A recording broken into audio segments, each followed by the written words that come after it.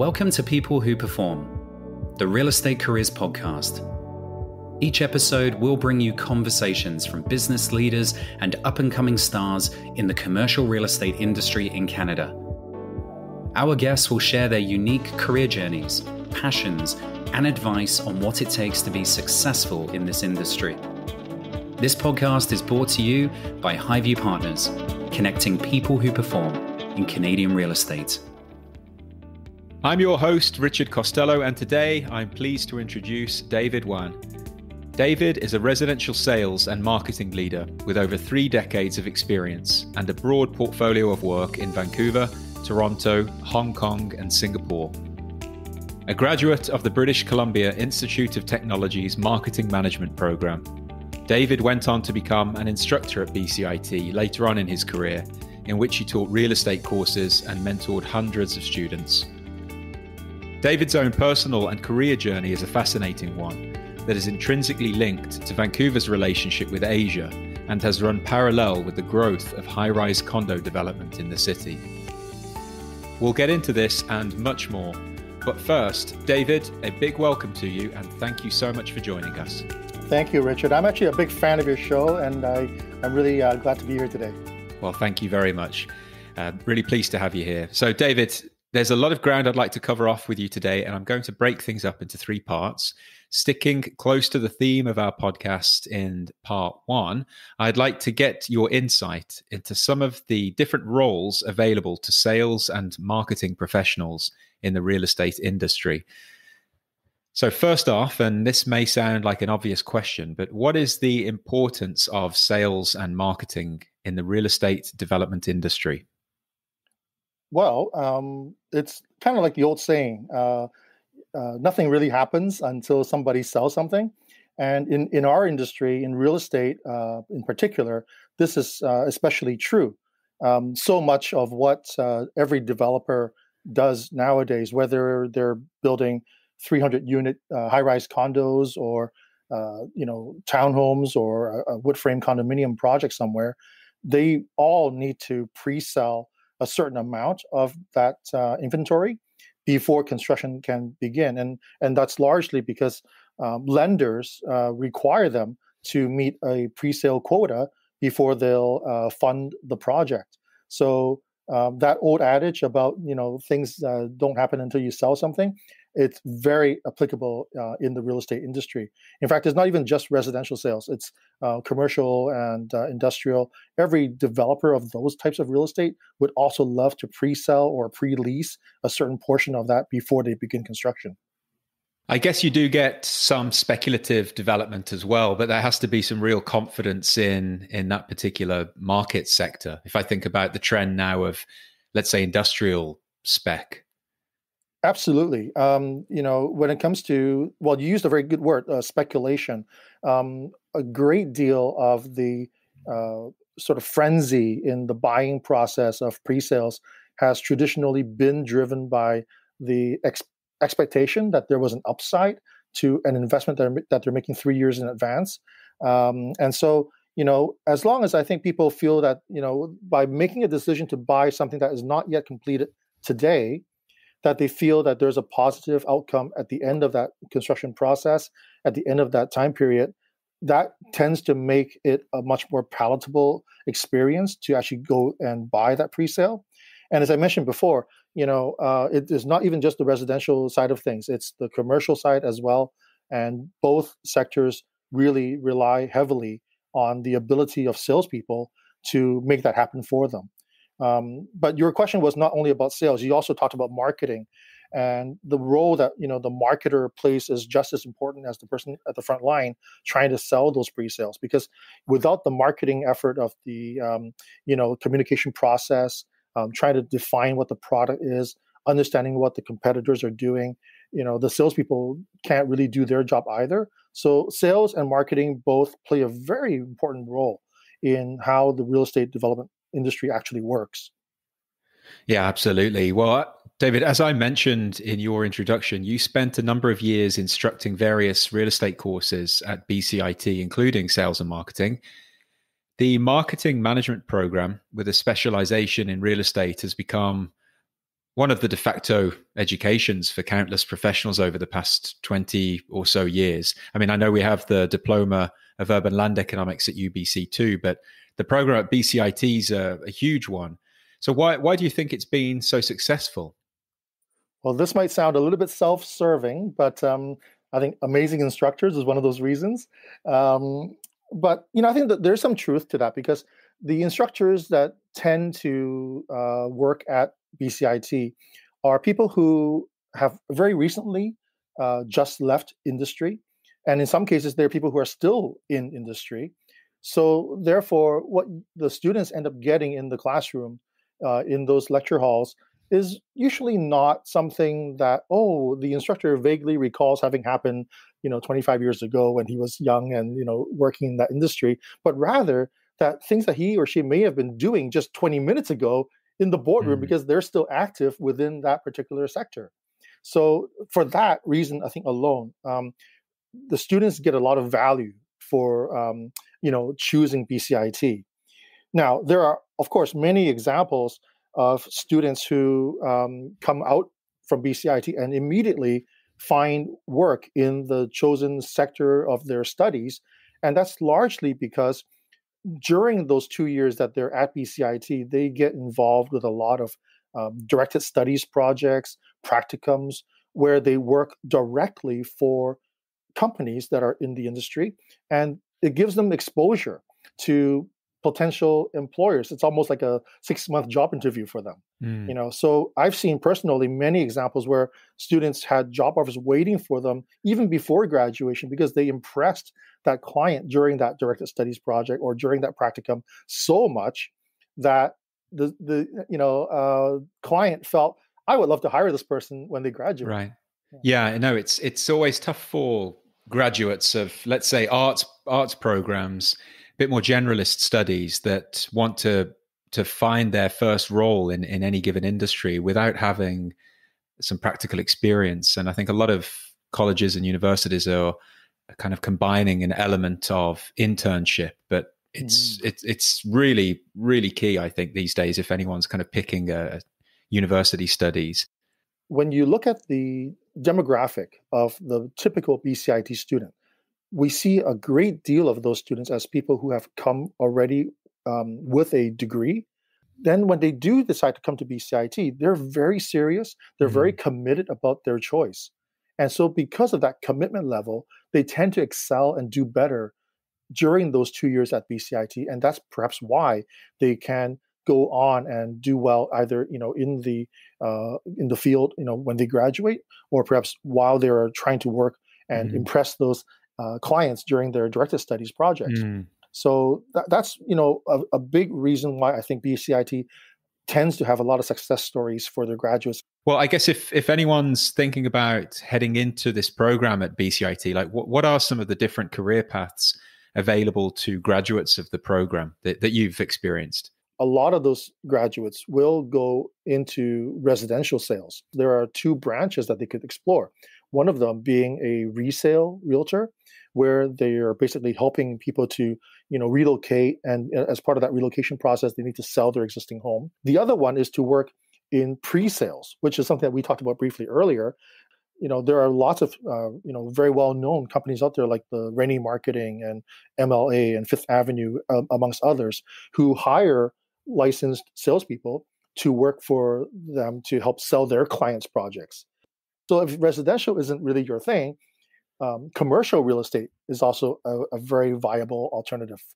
So you're working on office buildings and retail plazas and industrial parks and things like that to help either sell them or lease them.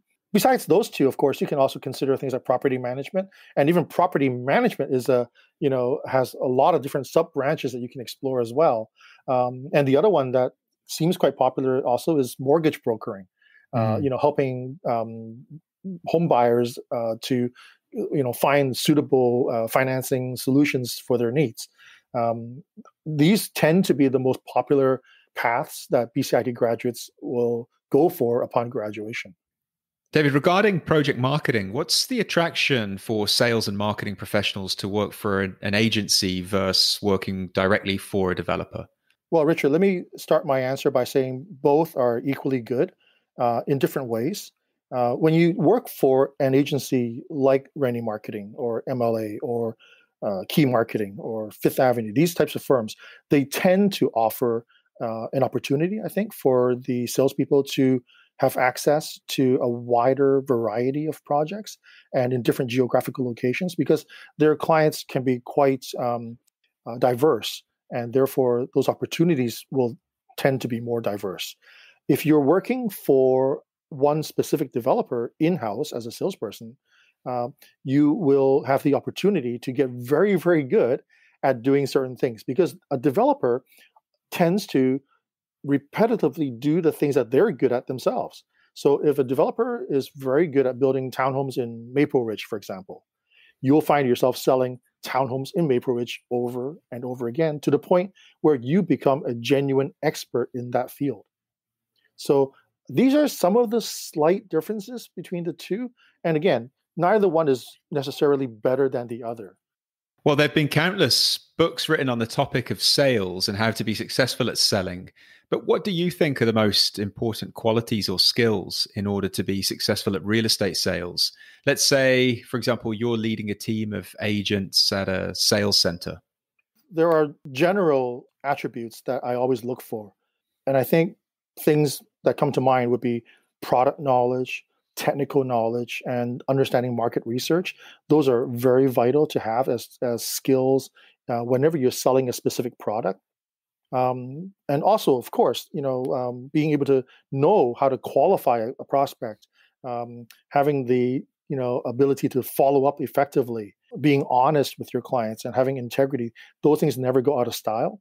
But given the changes that we've seen in the market over the last 18 months to maybe 2 years, we have now entered a market cycle where buyers are more careful than ever when it comes to how they go about making their decision on what to buy. So as part of that process, it means that the seller, the salespeople, have to also exhibit a lot more patience. Because what used to take one visit on the part of a potential buyer to make up their minds now takes 3, 4, even 5 visits before they'll come to that conclusion. So as a salesperson, the one quality that I find now is absolutely vital is grit. And by grit, I'm talking about tenacity and patience, because you really have to want to make that sale. And when you want to make that sale, you're not going to give up on a prospect just because they didn't make up their mind on this particular visit. The values that we embody at Highview Partners are integral to everything we do. Be the best, do what's right, force for good, and enjoy the journey, guide every step of our process, and influence our actions and behaviours. This podcast was inspired by the value enjoy the journey, which includes building meaningful relationships within our professional community and giving back to an industry that we care deeply about. Turning to part 2 and your career journey, what initially attracted you to the real estate industry? Well, Richard, I've always felt very passionate about architecture and building design. But I realized early on, unfortunately, that I don't have the skill for it. So what really actually inspired me, I think, was having this one particular friend in high school who was a little bit eccentric, but he would, frequently regale us with his nightmare stories of life in a rental apartment building that he lived in with his parents, and a landlord who was very hard to deal with and made it very difficult for them to enjoy living there. Upon hearing those stories, and quite frequently, I might add, it made me think, how difficult would it be to create homes and buildings and whole communities, neighborhoods, where people could actually have a good life. And with that thinking, it kind of brought me to investigate what are the education options that would help facilitate that. And it eventually inspired me, I guess, to pursue a marketing real estate diploma at BCIT. So after graduating BCIT, you found work in the real estate industry in Vancouver, but you moved to Hong Kong pretty early on in your career. So what brought that about? Well, actually, Richard, I was born there. We came here when I was just a kid, and I got my schooling here. But back in 1989, there was an opportunity for me to go there and perhaps rediscover my roots, learn more about the city that I was born in. Tensions were high back in 1989 because of things that were happening in Beijing.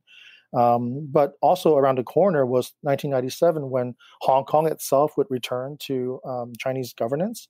So it felt to me like there would be opportunities as a lot of these people who were in senior executive management positions were leaving Hong Kong for safer pastures, places like Canada, the UK, the US, and also Australia were all very popular for those people.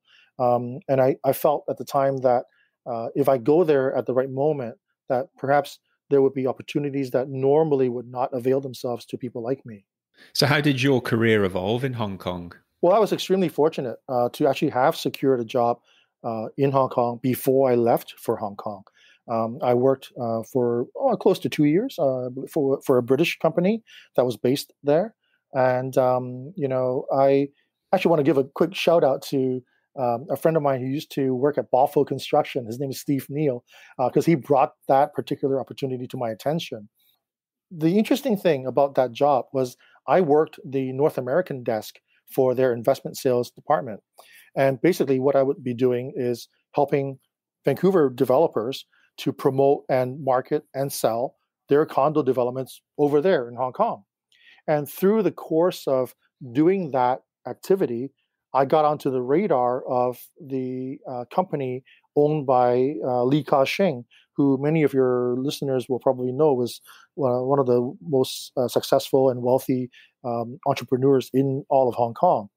His company, which we'll just call, I guess, CKH, because it's easier to pronounce, is basically the largest real estate development company over there, where 1 out of every 11 homes is actually built by them. So you can just imagine how influential this company was. Mm-hmm. But because they had recently acquired the former Expo 86 site here in Vancouver in Falls Creek, and they were just ramping up their preparations to start marketing those development projects over in Asia. So it just felt like a good fit for them, I think. And because I'm from here, I know the market. And in fact, I was doing that type of work anyway. And I could also speak the language. I mean, for them, that was very important as well. So over time, not only did I have the opportunity to work on all those Vancouver projects, you are accustomed to seeing under the Concord Pacific banner here, but I also got to work on all of CKH's projects in places like, Hong Kong and the various parts of Hong Kong, and also in Singapore and China as well. So it was quite an eye-opening experience for me. I learned a great deal through that process.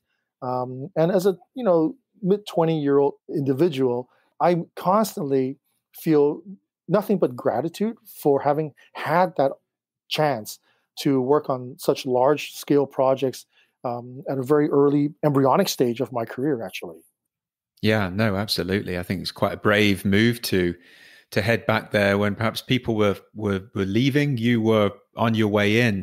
Well, Richard, I'll tell you what wasn't brave, though, was that very first time I rode in the elevator with Mr. Lee alone. Normally, he's accompanied by an entourage of his bodyguards. But I can tell you, that wasn't brave on my part at all. I was shaking my boots.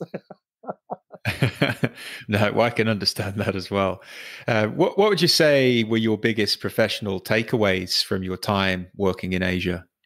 I think learning about the importance of relationships is the biggest single takeaway that I can say I got from working over there. And I know everybody thinks, of course, relationships are important, but working in places like Hong Kong and Singapore and Shanghai, you find that relationship is almost paramount in order to succeed in anything that you do. What I've learned from working over there is that you have to volunteer something first, without expectation, without the sense that, I hope I get something out of this. that type of mentality, but that you genuinely want to help somebody, that you want to build a friendship, a relationship with someone. And I think that works in almost every aspect of life. It's not even just that you want to come away with something for a business transaction, but we're going into a restaurant, making the server want to give you good service, boarding an airplane and wanting the flight attendants to give you good service.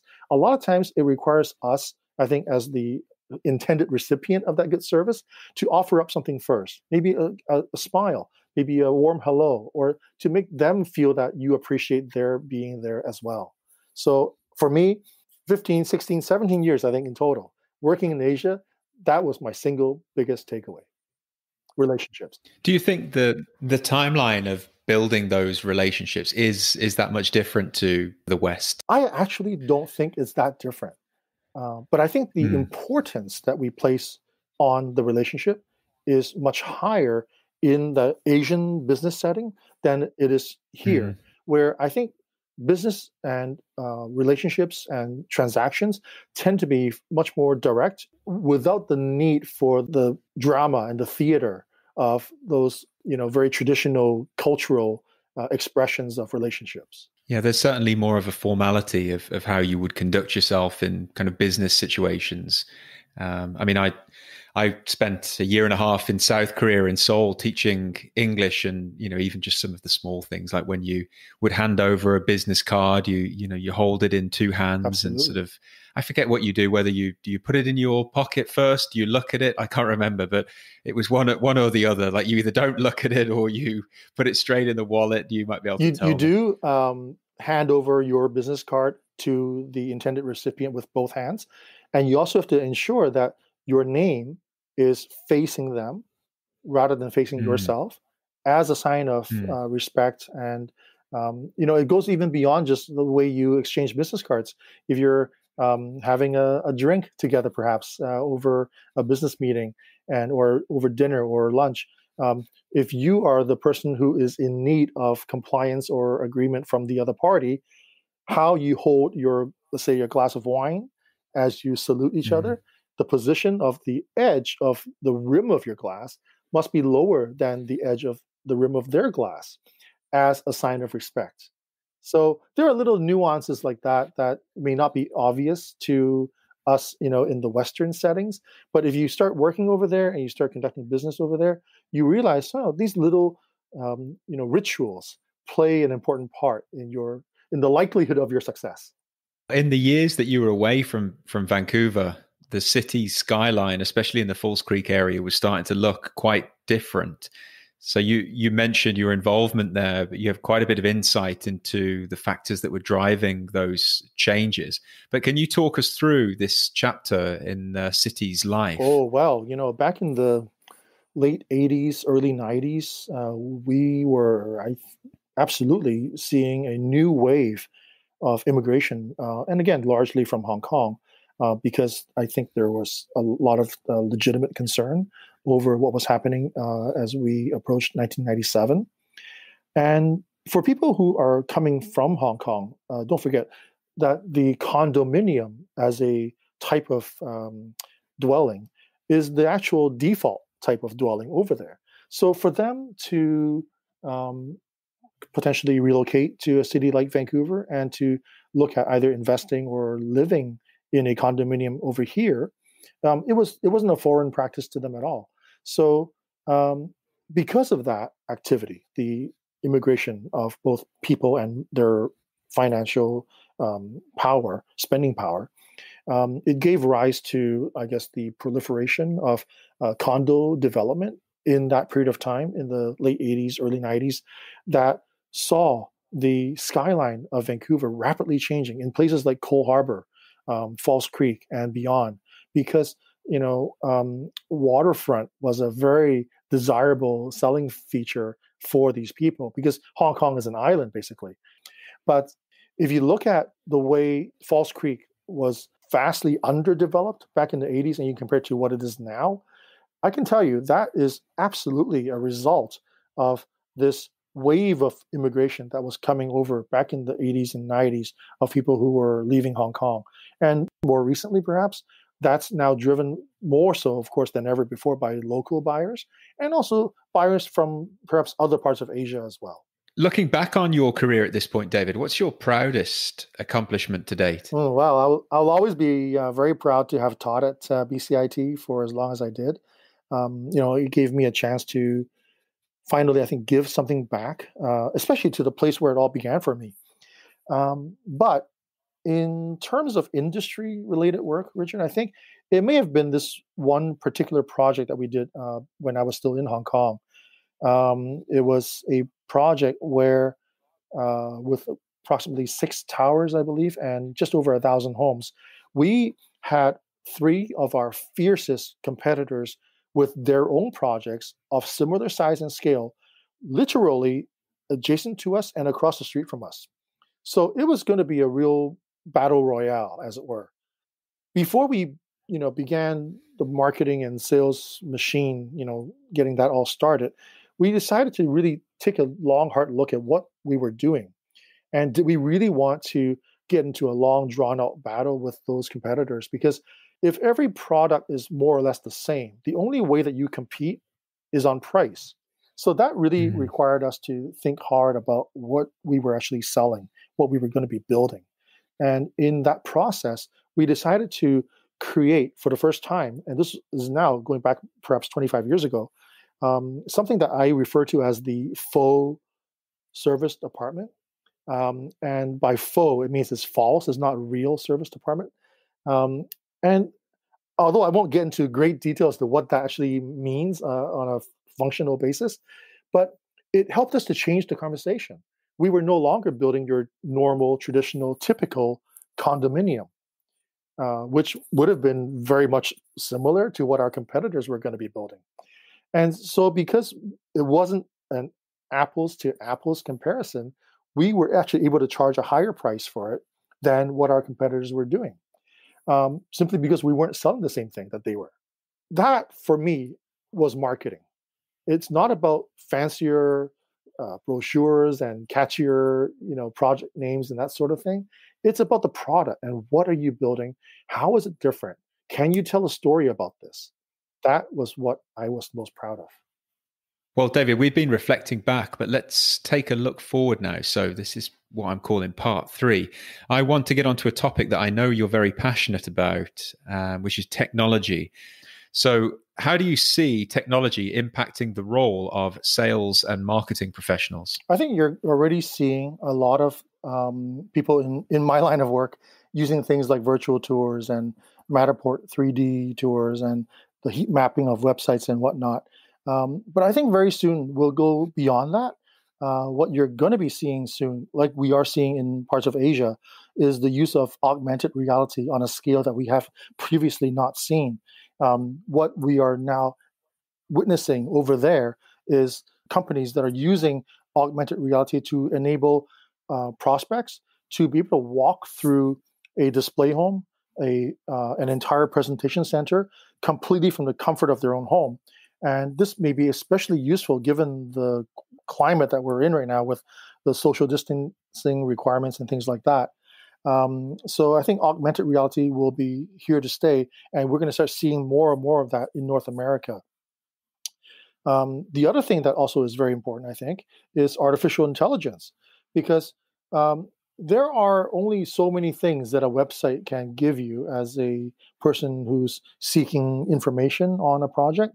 We often have questions that we want to ask, but sales centers only operate for 5 hours a day. So I think with artificial intelligence and its ability to be used in many different languages, that will soon enable developers, marketers, and salespeople to create a 24-hour sales center, something that we've never seen before. I guess same sort of question with regards to the impact of technology. How do you think it'll change the way developers will go about their designing their projects? Well, I'm absolutely thinking smart parcel delivery is going to be coming to every building, and it's just a matter of time. As we all know, online shopping is not going away anytime soon. So the ability for people to make online purchases and to have them be delivered to their condominium building in a way that's smart and safe, that they can retrieve it at the time that they wish to retrieve it, I think is crucial.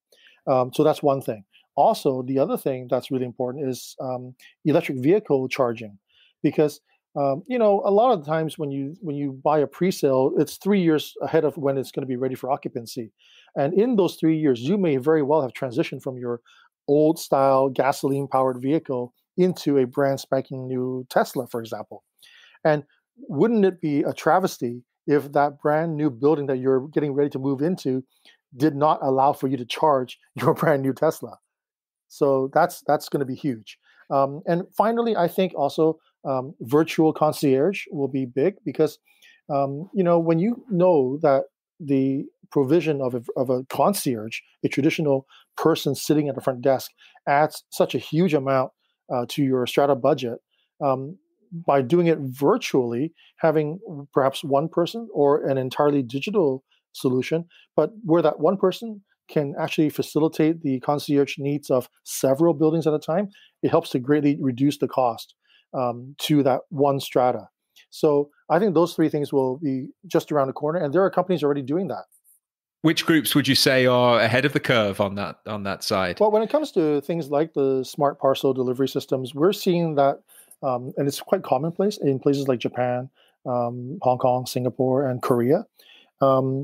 In terms of things like the smart concierge, companies like Tridel over in Ontario are doing this. More and more of their buildings are going to have this as a provision. So I think, eventually a lot of the things that we see over in Asia, who are in many respects leaders in terms of how technology is deployed, North America will catch up, and Canada will catch up. British Columbia will soon catch up. On a related note, I should say that COVID-19 has also shown us that working from home is a way of life now. It's a necessity. It's not going to go away. So there's a company called Solterra Development who has a project in Burnaby where one of their amenities is a large business center. So instead of carving out a space to put in a swimming pool, for example, they've built a business center so that people who are working from home can have a place to meet with either customers, business associates, or things like that. But it's great because you don't necessarily want to have a person coming to your home to meet in your kitchen or your dining room, right? Having a neutral place in the common area to facilitate that, I think is going to be very, very important. Okay, David, looking forward then, what impact are you looking to create in the next chapter of your career? I want to use technology, Richard, to help developers create something truly different. If we use the automotive industry as a bit of a comparison, we've already seen a lot of Buicks and Fords out there, and we may even have occasionally seen a Mercedes-Benz and a BMW in the real estate world. But what we really need now is the Tesla of real estate developers, a game changer, somebody who does things in a completely different way, using technology as the basis for that. The Tesla of real estate. I think that's a call to action for any real estate developers out there who are game enough. All right, well, we'll finish this off, David, to get to know you a little bit more. 5 quick fire questions. Here we go. Number 1, what's your favorite Vancouver restaurant? That would be a small hole in the wall called Long's Noodle House on Main Street and 33rd Avenue. Okay, well, if you could sit down to enjoy a meal at Long's with 3 people, dead or alive, who would you pick? I would pick Alex Trebek, Arsene Wenger, who is for many years the manager of the Arsenal Football Club, and probably Elon Musk. Your all-time favorite movie? Don't laugh, but it would be Notting Hill. Sorry. Oh. A book recommendation that you've given recently? Dune by Frank Herbert. And if you could travel anywhere in the world right now, where would you go? I would go to Singapore, probably. David, thank you so much for your time. It's been really great to chat with you. Really appreciate it. It's been an absolute pleasure. Thank you so much. Thank you for listening to People Who Perform, the Real Estate Careers podcast brought to you by Highview Partners, a talent search and recruitment firm focused exclusively on Canadian real estate. If your real estate team is looking to find the best next hire, or if you're ready to make the best next move in your career, then reach out to Highview Partners today. Follow us on LinkedIn and visit us at highviewpartners.ca.